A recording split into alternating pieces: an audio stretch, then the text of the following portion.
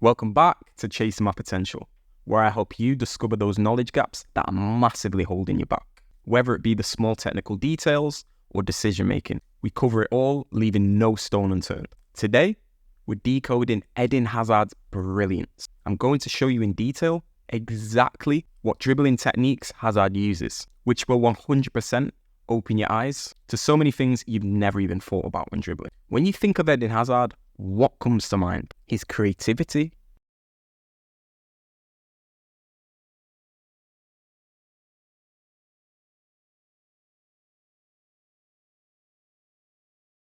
his dribbling,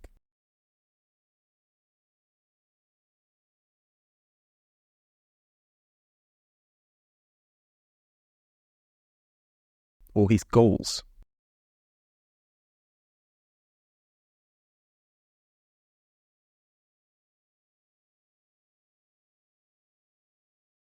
For me, the main thing that made Hazard next level was his ability to go from 0 to 100, driving with the ball, oftentimes beating 2 or 3 players whilst making it look ridiculously easy. But have you ever thought, why does it look so effortless? And it's not like he's done a few good runs with the ball. There are literally hundreds of individual clips of him doing it again and again and again.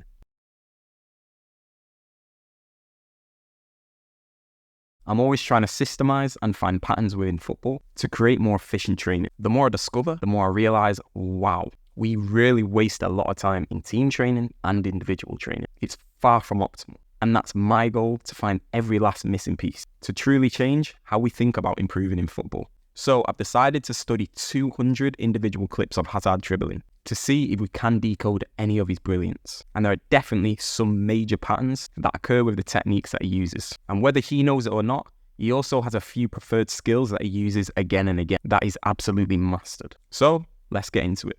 1. The cut across.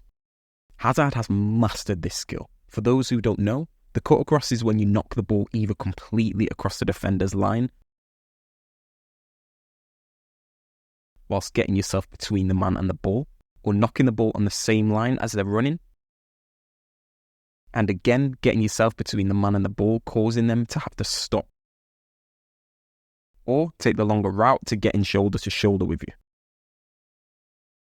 Now with this skill, there are 2 places you can go massively wrong. The first is when you actually hear about the skill cutting across a defender. Myself included, I used to imagine cutting the ball horizontally across them.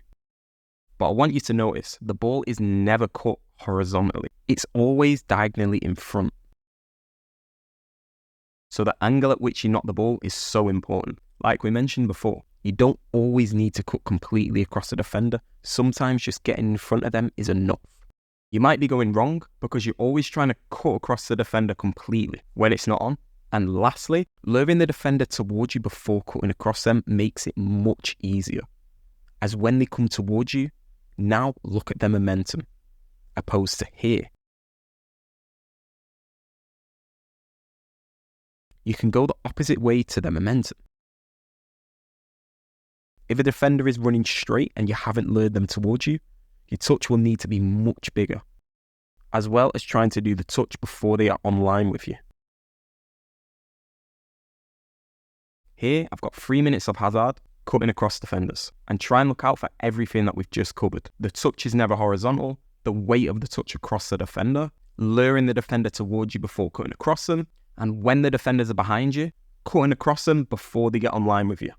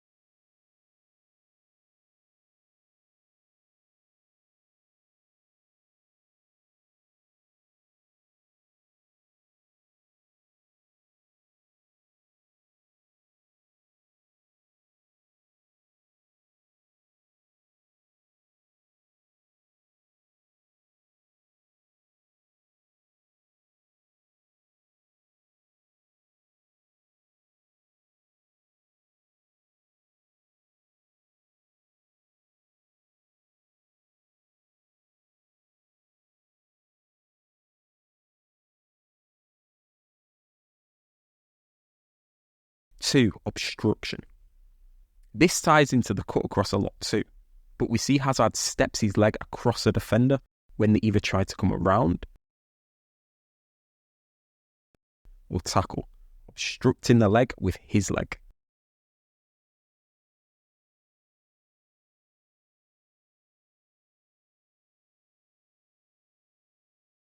3, the outside chop. The outside chop is where you chop the ball with the outside of your foot, sharply changing the direction of the ball. It makes sense that this is one of Hazard's most used skills, as the skill is the most effective when running at speed.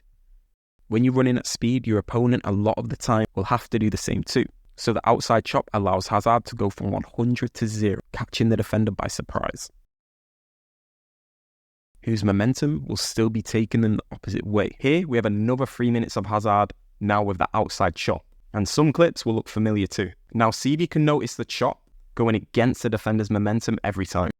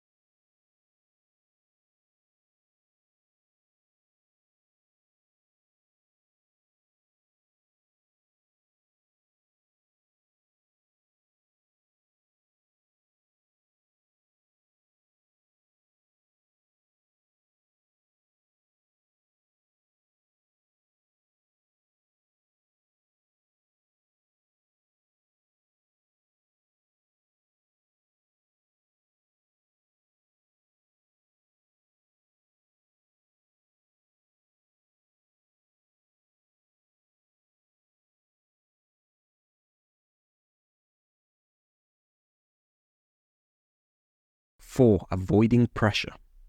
Hazard avoids the defender's pressure perfectly by knocking the ball on a perfect line in relation to the defender. And this is real fine detail stuff. This clip, for example, what happens here? How does the defender go from this close to Hazard to this far away? So we can see the defender is trying to get on Hazard's shoulder and muscle him off the ball. Remember, all defenders want to get touch tight. Whether Hazard knows this or not, this touch that he does is magic. As the defender commits to the shoulder barge this way, Hazard has also knocked the ball the same direction, now meaning the defender is shoulder barging thin air, ruining his momentum. Think, if you shoulder barge someone this way, but then moving that way, it won't work. You need them to be going forward so you can knock them off the ball. If Hazard knocks the ball straight, then the defender can shoulder barge him easily. But reading the defender's pressure coming across and seeing they will try to shoulder barge, knocking the ball at roughly the same angle opposed to straight will take all of the power out of the shoulder barge, leaving them in the dust. A similar situation here, the defender coming across trying to barge Hazard off the ball, who moves the ball on this line slightly, now causing the defender to barge thin air again. And this is what Hazard has mastered when he can't cut across the defender. These situations are perfect to cut across too. Like here, the defender is touch tight. If he had more room, he could wait for the barge to come and move the ball the same direction, nullifying it. And it can result in cutting across a defender, especially if they're coming from the side. Here it looks like Hazard has cut across the defender, when really he spotted the pressure. The defender commits to the shoulder barge and Hazard knocks the ball the same way. And it's impossible to shoulder barge someone off the ball running on this line. He needs Hazard to run on this line.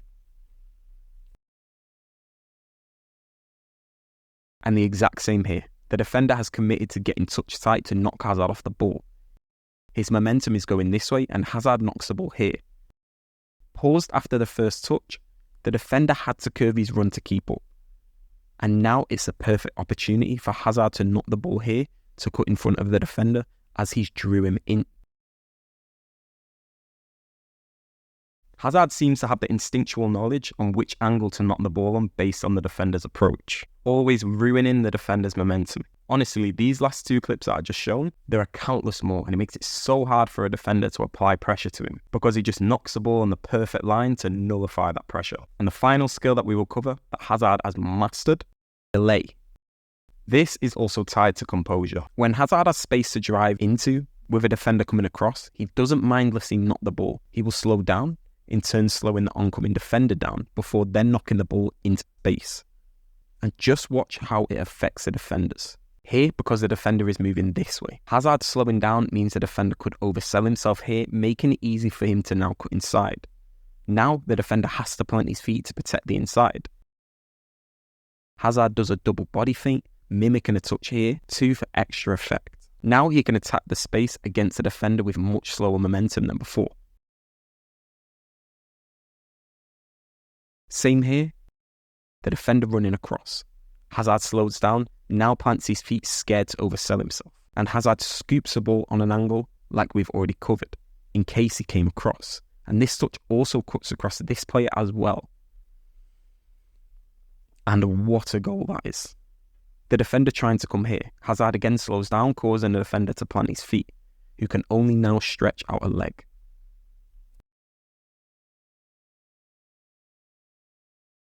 Instead of mindlessly knocking the ball as soon as he spots space, he waits to delay.